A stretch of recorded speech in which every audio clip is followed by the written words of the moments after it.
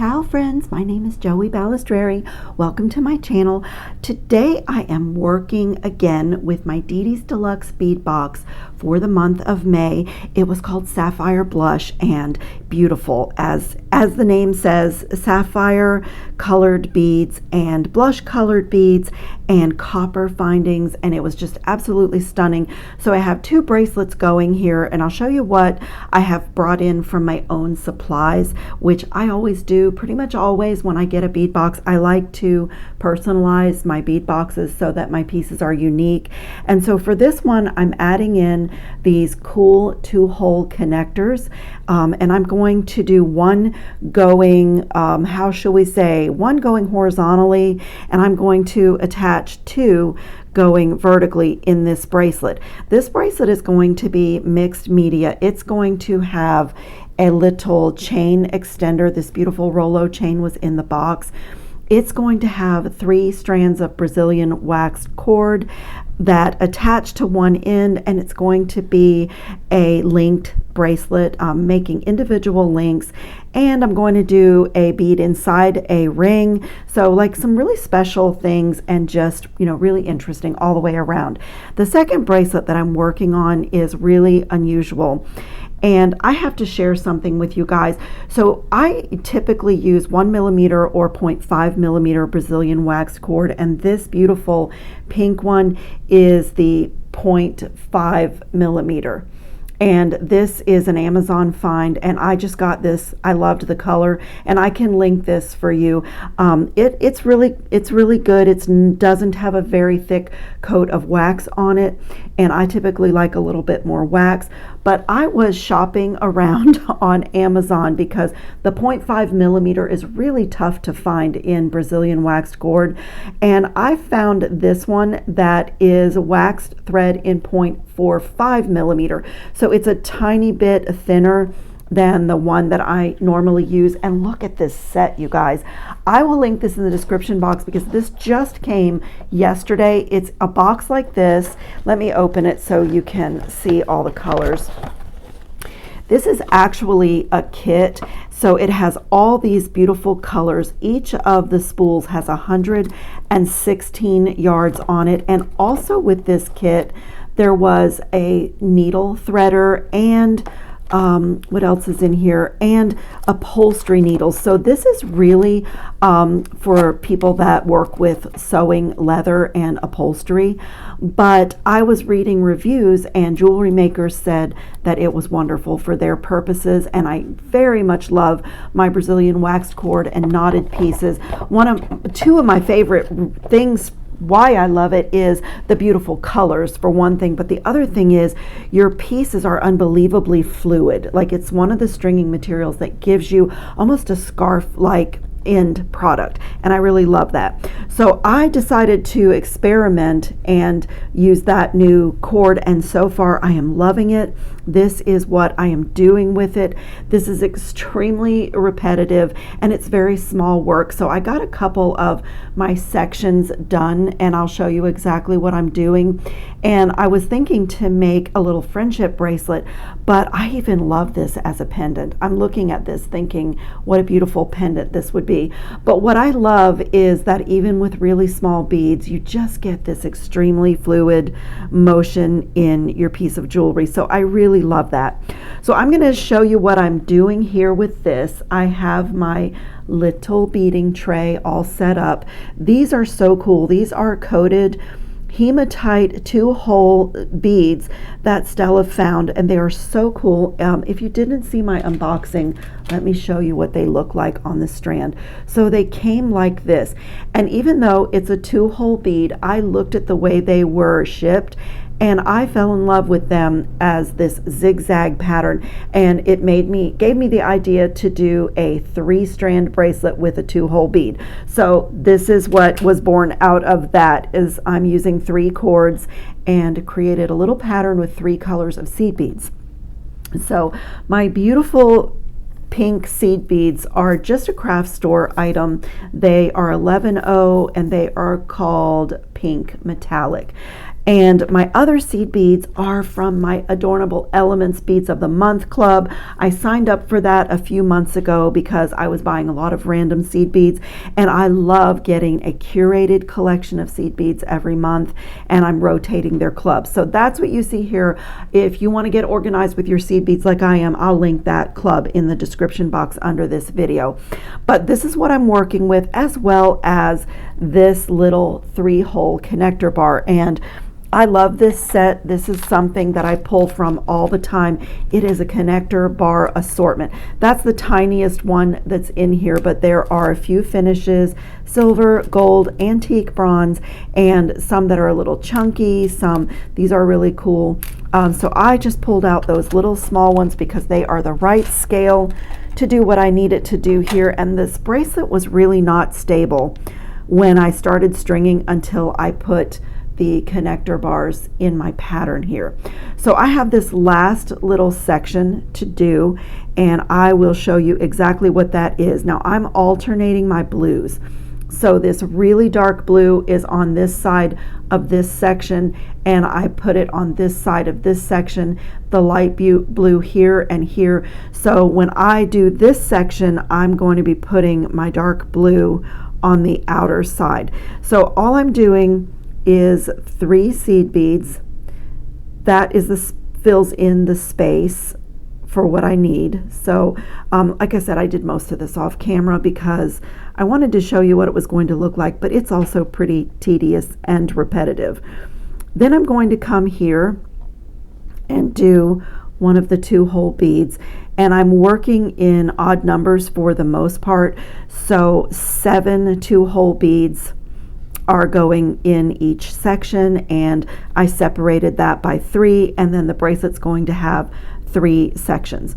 So on my outer side on this one, I'm going to alternate and go to the lighter blue. It's actually a crystal bead that's lined in blue, and it's so beautiful. And I've done so many projects with it, and I still have a lot left over. And then let me zoom in because I don't want to pick this up. I've been doing this without picking it up, and that's helped me to get it on. And so this 2-hole bead is coming to this side, and if I turn it to the right side of my center, so on this one, got lost in my pattern. So since this one is coming to this right side, I need this one to get strung onto the left side. So I am alternating this 2-hole bead through the whole pattern, through the whole thing. And since there's 3 strands, it's you know, I have to say I do have to pay attention to what I'm doing. So it looks like that, and then I've got my 3 blue seed beads on this side, and now I'm going to come over here and add in the 3 darker ones underneath. So get those back on. I don't want to mess up my pattern here. I love stringing from these little trays. It really keeps me organized, and when I have a small project or like small beads to string, it's not tedious. I really like it. I found these a few months ago, and they are just great.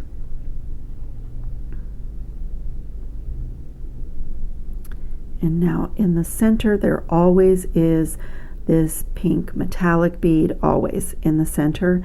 And then and always there is one of the 2-hole beads in the center, but this time I'm going to lay it over here. So you see I'm going to this side, so I'm going left to right and getting that outer strand to go through. Now you see why I did this mostly off camera, because it really helped me to keep it laying flat on my mat. And I even have my knotting tweezer in here to help me, just to pull everything. And I don't have to do too much, so I was okay with it. I just have to do 7. And every time you put one in the middle on this pattern, you have to get a pink metallic. So that gives that pink metallic line running right down the middle. And back to a 2-hole bead, And same thing again, since this time it was on the right, I need to flip it and get my left cord going through it so it stays off to the left. And that's the pattern. And it's just it's pretty simple once you get going, but that is the pattern. And so, like I said, always with the middle strand, you always need a pink metallic in between each of the 2 hole beads. And on the outer strand here, it takes 3 seed beads to kind of keep everything parallel. And I'm going to stay with the lighter blue, so just 3 more on the outer section. And this is what I love about this really fine cord, and this one has a pretty heavy wax, and this is new for me. This is my first project with it, but the wax is really nice on this, and I can pinch and twist and just very easily go through these 11-0 seed beads. It really is a nice, really is a nice thread. I'm so happy when it came in, because I'm always looking for, you know, nice colors and, you know, good quality of Brazilian waxed cord, because knotting is one of my favorite techniques, and this was just a great find.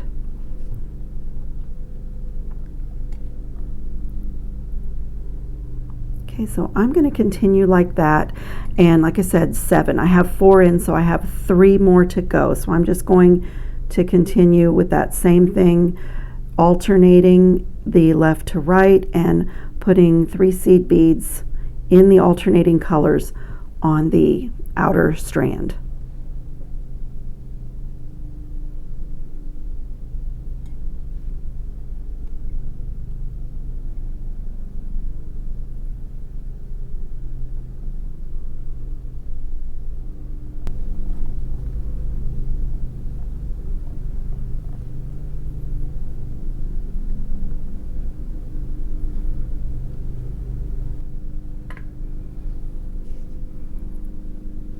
Okay, I have my 7 beads on, and I've ended the same way that I've ended everything else, and now it's time for the last spacer bar. So just in the order that they need to be, 1 strand through each of the 3 holes, and then I put 1 of the pink metallic seed beads on the other side once I have it through here. So it just looks like that. And let me pick up 1 seed bead for each strand. That's my middle, that's my outer, and this one's got to be a little bit short.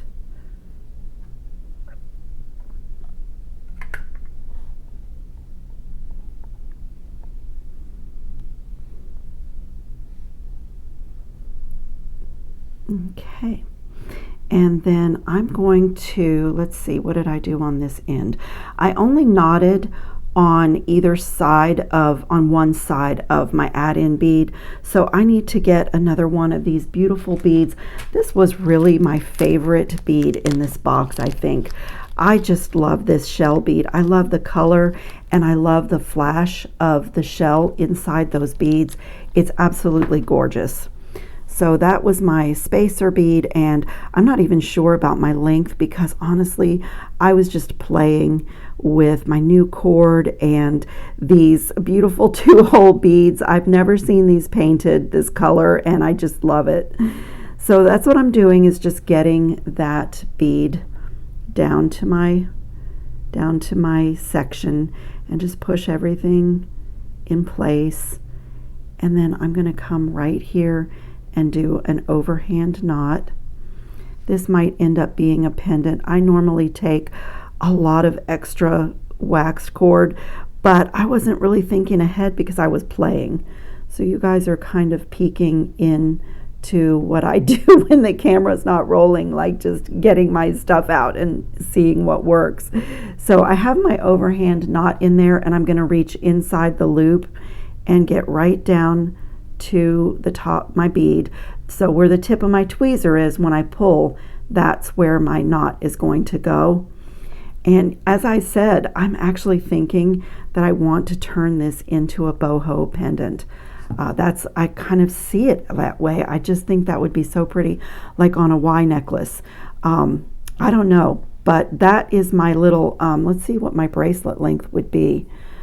I actually have enough to do, I could finish it either way. I could do more of these beads with knots in between and put a clasp on it, so I could really turn this into a bracelet or a pendant. But maybe I'll continue with my bracelet idea. So let me get a couple more of these beads, and I'm going to just create like a little offset asymmetrical pattern here with some of my crystal rondelle spacers in copper.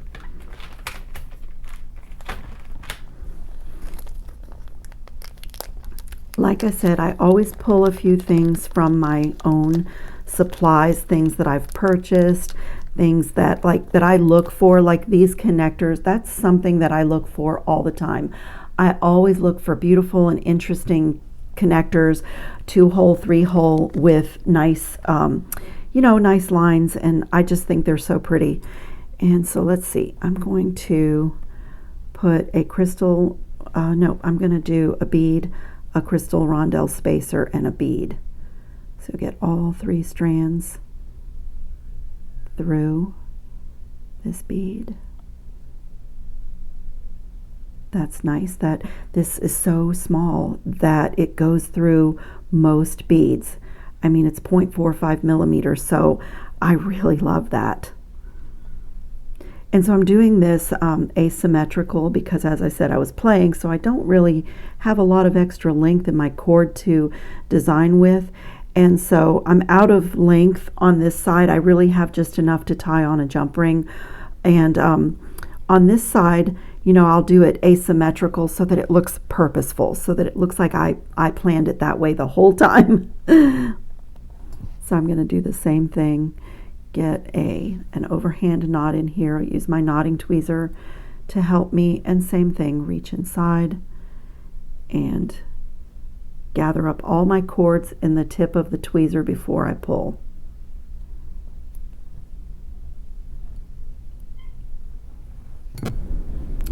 I'm sorry, you guys, I had to pause. I don't know what the microphone's picking up, but we have a severe weather alert, and it is thundering and lightning. It's the perfect evening for beading as long as the power and internet hold out. But while I was sitting here, I'm kind of solving my own problem because I didn't really have enough cord to keep going. We had these beautiful connectors slash bead caps slash spacers that I just love in the box, and they're solid, so it's better than a jump ring for this application. So I've taken my little strands here and tied one on each end, and I pulled out a copper magnetic clasp, and I'm going to use some of the jump rings that I made and put a magnetic clasp on this. But I mean, I usually always put a little bit of GS Hypo Cement in my knots when I do a knotted piece, but I really will do it just because, as I said, I shorted my string just a little bit because I mostly was playing and I wasn't totally sure what I was going to do. So this glue, Beadalon also makes one, but this glue dries rubbery, so it's really good for knots. If you do any kind of knotting on leather or anything like that, it's really good for that because when it dries, it kind of moves with the knot as you pull on the piece. And another little tip, it's a good idea to get your glue where you need it and let it dry before you trim away your tails. A lot of times when the glue isn't dry, if you cut these little tail ends, the knot will start to unravel. So I'm going to do this and let it sit here. Make sure I've got both of them. This is a wonderful precision tip, but you have to get the tip back in there, really, the little pin back in there, because the glue keeps flowing until you do. So I can let that dry before I trim away and go ahead and connect my clasp and work on the next bracelet. Oh my goodness, it's raining cats and dogs. I am not complaining though, because I walk in the morning and both of the ponds are bone dry, and the little alligator and the bunnies, everything leaves, all the life leaves when the ponds go dry. So I am not complaining about the rain. I can't wait to cut those little tails off. What a gorgeous little bracelet. And you know, it's so interesting. It will move around. It's so beautiful. I actually love the way it turned out, even though it was completely unplanned. I love it. It's so gorgeous. And I may, when I'm all done with everything, see what I have left for a charm, because I'm not sure if I'm going to use both of these in this bracelet. I'm just going to set this guy aside, that little beauty aside, and we will work on the next one. So for this one, I have the pink waxed cord, and that's going to be for the final end of this. But I had already started kind of playing with making this cool component here. So these beautiful rings were in the box, and I have taken a piece of my 20 gauge wire. It's my Softflex craft wire in the copper. I love it. I use it. It's got an anti-tarnish coating, and it works really well for most things. And what I did is I used my 2 1/4 millimeter one-step looper. I use that a lot when I'm doing sort of a beaded chain, but you know, everybody has their own rhythm. So I use that when I'm doing earrings or a bracelet, and all of my loops need to be really consistent. I think it looks good. So what my plan is to put this bead on, get a simple loop in here, and attach it to the middle of this ring. So let me get my simple loop going. The one-step looper always makes the loops going upward. So I'm going to put my wire through the guide hole, gently close the tool, have a look. If your loops become misaligned, you can always fix that after your piece is done. And a lot of times when I've got like a round bead, this one's got a funky shape, the one-step looper doesn't always work so great if you have an odd shaped bead, but for me it's okay. I'm gonna have to open this loop anyway again, so I'm just gonna give it a little bit of tidy up with my round nose pliers. When I edit, I will see what this rain is sounding like. Okay, now I'm just going to open my simple loop and kind of get it, wiggle it over this round ring. The first side is always super easy, and this side is always challenging when you do this.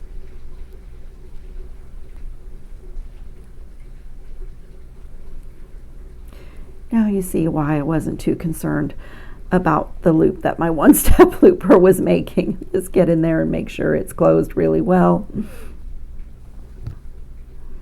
I just love this. I think it's so cool. It's going to be a little bit wonky. I'm going to get it in the middle because the ring is wavy, so it's going to be a little bit wonky. I might even let it go off to one side.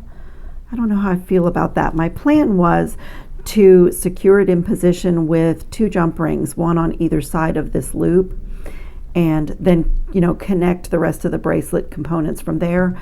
But I don't know, I kind of, since the ring is wavy, I kind of like it offset. That's kind of cool.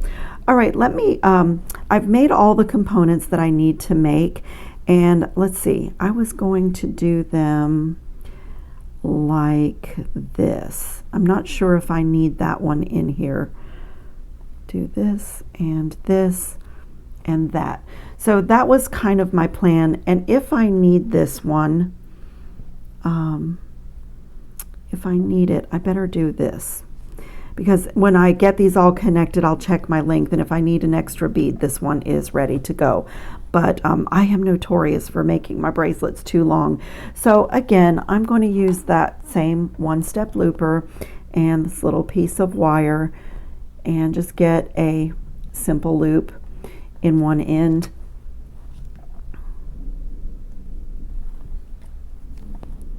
I'm going to be opening and closing these loops again anyway.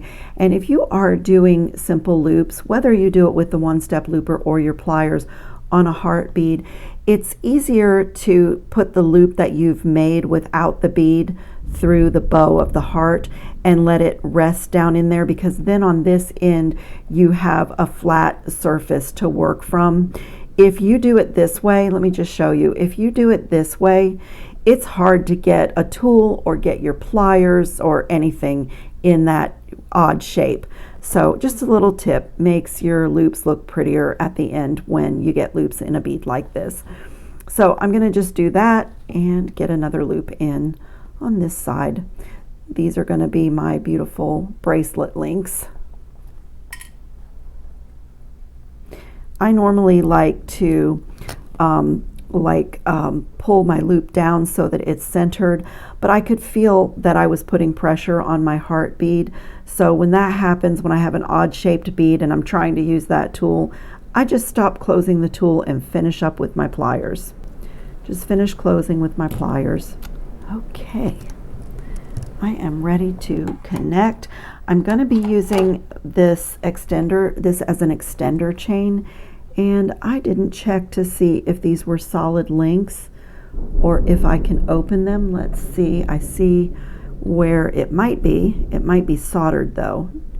No, that is so cool. Okay, I love a chain like that because then I don't have to lose a link.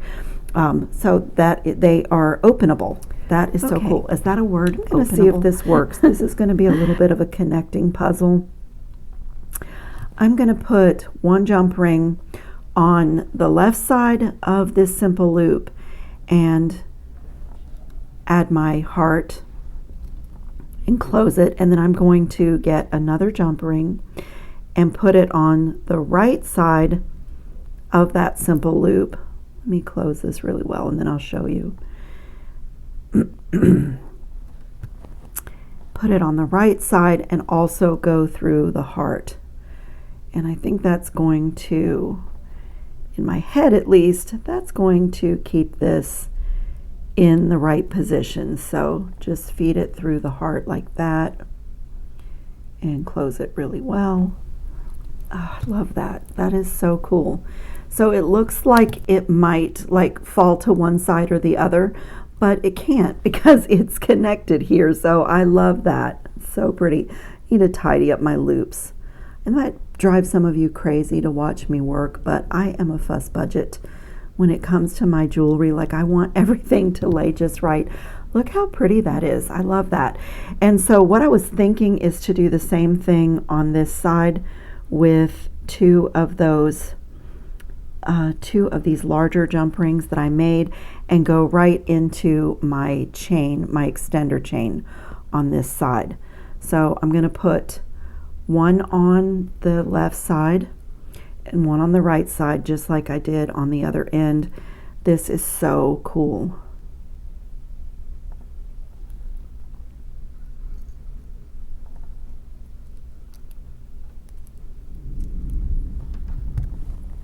And then gather everything up at the bottom and take my extender chain and go through everything.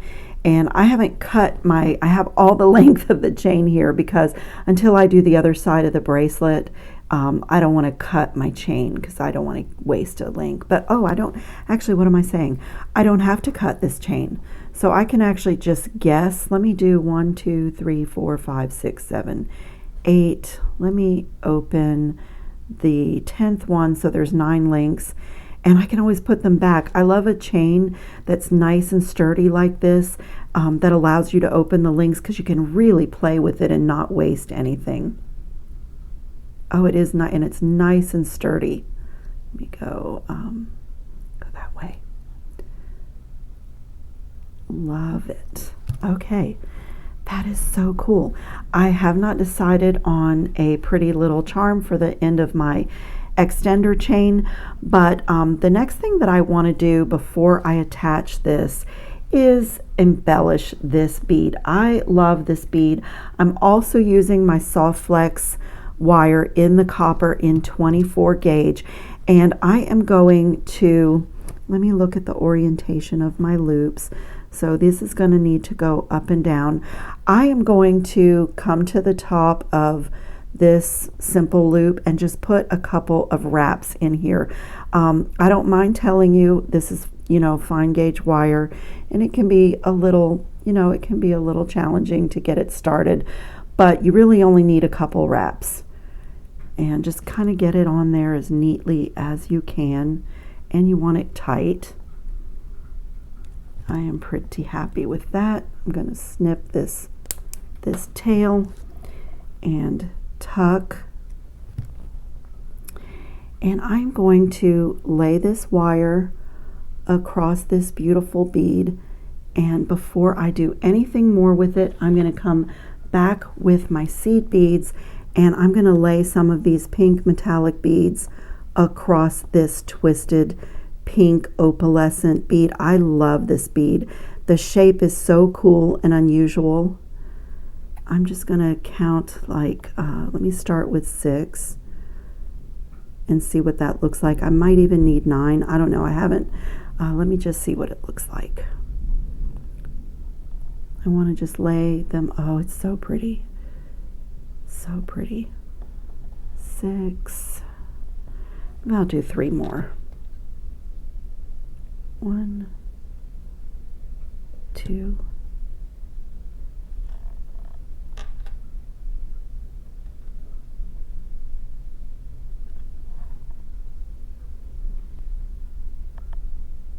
Oh, I love that. Okay, and I'm just going to connect it on this side. Let me move this out of the way. Just going to go around on this side and do the same thing. Just come to the back and snip, snip and tuck. That is gorgeous. I love embellishing beads with wire and seed beads. That is so pretty. I like the contemporary little curve to it. And so the only challenge on this is I need this loop to be going that way, and yeah, I need both loops to be going upwards. So let me just make a little turn on my loop here, and the same thing on this side. I just turned the loop, so that's good. It's pretty easy to adjust your loops. Oh boy, I hear sirens. When I edit, I'll see what the microphone is picking up, but it's pretty crazy outside tonight. Okay, now I'm going to open the simple loop at the top of my heart and add this side. Just slip it right in there.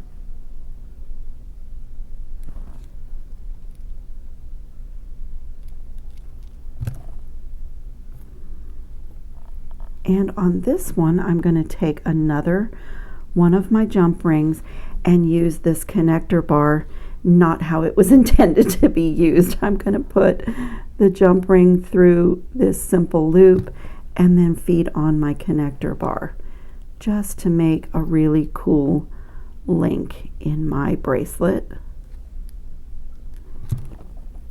Oh my goodness. How much do I love that? It's so beautiful. I love it. I love, love, love it. Okay, and same thing on this side. I'm going to put my jump ring through. In fact, I might even come back and do 2 jump rings. Sometimes I do that just to make it chunky. I might even take like some 18 or 16 gauge wire. I can't hold on to this because I'm designing while I'm holding on to it. I have the space here and here, and maybe even make a thicker wire connection here. I'm just designing on the fly as I talk to you guys. I'm going to add this bead in, and I love doing that too, where I have the same bead, but I changed it up, like this one's inside the ring and this one is not. And on these, I can add this flower bead directly to my other link.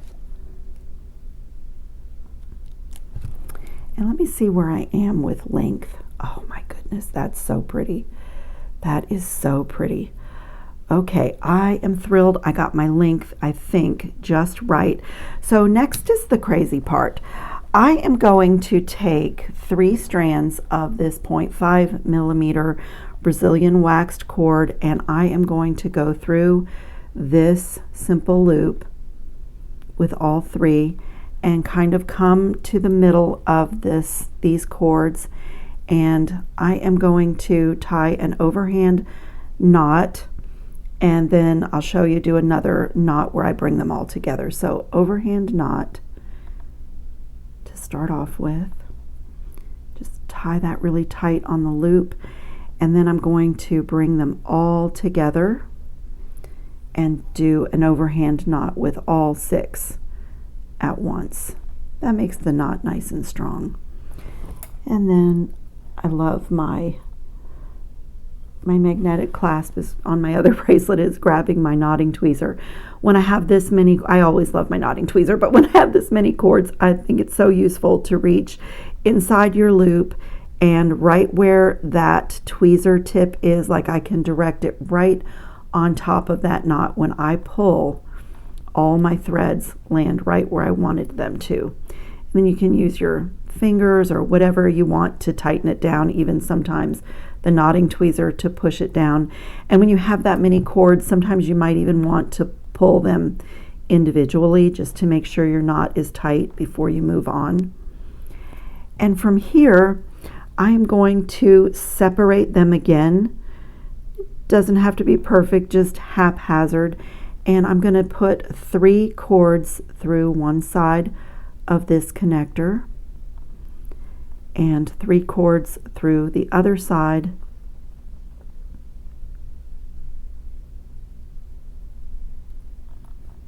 And bring that down, exposing my cord. Just try to get it kind of centered. Exposing my cord, and I'm going to come right here and do another overhand knot. I really enjoy mixing up my media. I love having a textile element in with the chain and the wire and the check glass, and these have a little crystal in them, and seed beads. I think it's beautiful, and it's so unexpected and unique, and your piece is like no other. It's handmade and just beautiful. So that is where I was going with this. Before I tie my knot, I'm going to move my connector down and really use my knotting tweezer to get the knot right where I want it. I'm going to pull, and a couple of I can see that I have, there we go, I got it. I'm going to remove my tweezer, and before I commit to this knot, just make sure that I'm happy with it, and I am. That is so gorgeous. Now I would like to have 2 of those in my bracelet, and I think I have the space to do it. That is wonderful. Okay, same thing again. I'm going to separate 3 on one side, 3 on the other side, and do that same thing again. Okay, it is so beautiful. I love it. Okay, I'm going to just tie this right onto my lobster claw clasp. I'm going to separate 3 cords again on each side and just tie this right on. And you could do a jump ring here, but I'm going to just tie it right on. Most of the time I do a jump ring, but for some reason tonight I feel like doing it this way. At the artist's discretion. Sometimes you feel like you're not in charge of very much in your life or in the world. But when I'm making a piece of jewelry, I am in charge and I get to do what I want.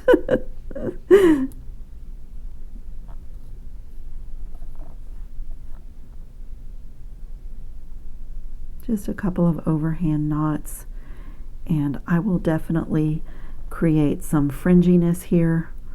Gonna bring these around to this side of my lobster claw clasp and do the same thing that I did where I tied it on, where I just bring everything together and do one big overhand knot. And I will be gluing these knots as well, just to make sure that they keep that shape and stay in the middle of the knots that I've tied. I have one little short strand, This is where a knotting tweezer can really help you when you have multi-strands and like that one is trying to escape. So I can really use my knotting tweezer to keep control of everything. Get everything in the loop. These were scraps, and I try to use my scraps as much as possible, but you know, sometimes you end up like this with scraps because you didn't really have everything that you needed in length. I got it. I'm going to do the same thing. Just reach inside my overhand knot, my loop that I made, gather everything up right where I want it, and pull.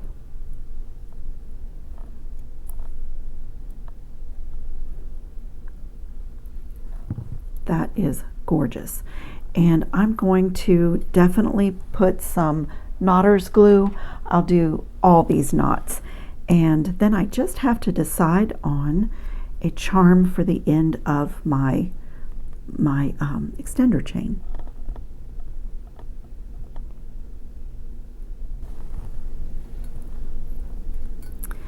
I have one of these left, and I am thinking to use one of these beads that I love so much, and one more crystal rondelle spacer in between, and a copper ball head pin, and make my final charm for my extender chain, and add it to the final link on my extender chain. Work harden a little bit, and this beauty is done except for my fringe here. And what I think I'm going to do is just trim it a little bit and just let it be fringy. Just going to trim all 6 of them and just have a little fringe. Do I want it shorter? I think I want it a little shorter than that. Okay, my glue is dry, so I can trim my first bracelet. And these are both so beautiful and so unique. Stella does such an amazing job with her box. I know that when I see that shipping notification, I always know that I am going to be thrilled with whatever she did, because she is really great at curating her boxes. So I will put links in the description box for Didi Beads, and anything else that I have used that I know where I got it, I will link it for you guys. And if you are a first-time customer to Didi Beads, I do have a discount code. It works on about 80% of the items on her website, not this particular deluxe bead box, because she has really discounted it, and it is always really packed, nice long strands. But anything else, if you want to shop her website, it is wonderful. It's a small woman-owned business, boutique business, and it is such a lovely shopping experience because she has very unique things that you don't see anywhere else. So I thank you so much for watching. I hope everybody's safe and well and having fun on your beading mats, and I will see you in the next video.